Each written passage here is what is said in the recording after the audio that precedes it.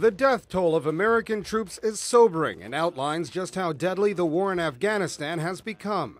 The U.S. Department of Defense reports that 857 members of the U.S. military have died in Afghanistan, Pakistan, and Uzbekistan as a result of the U.S. invasion of Afghanistan in late 2001.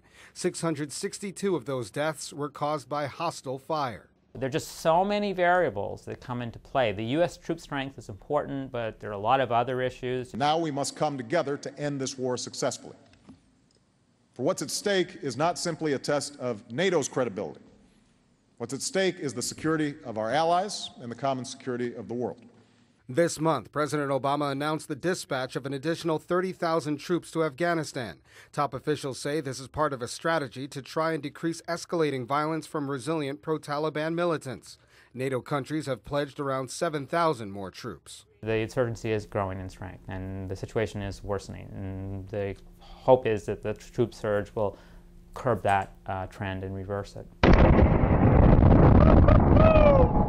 Improvised explosive devices, or IEDs, usually planted along military routes, have proven to be the most effective weapon, accounting for a growing number of troop deaths in Afghanistan as the war against Taliban-led insurgents escalates. They are also hard to detect and are inexpensive to make. Some of the newly deployed troops have already headed out to Afghanistan. Foreign policy analysts critical of federal spending are expressing concern over the cost of troop escalation, saying that the sustained deficit to fund the war is massive.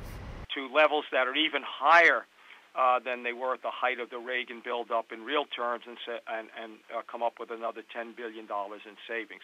And we feel this would be a step in the right direction to begin dealing with the costs of these wars, which now have exceeded about $1 trillion and had added immensely to our deficit problems. There are currently more than 100,000 foreign troops battling a resurgent Taliban under U.S. and NATO command. Most of the additional troops are expected to be deployed by mid to late 2010, and analysts say more foreign troops will inevitably mean more deaths. Colin Campbell, Washington.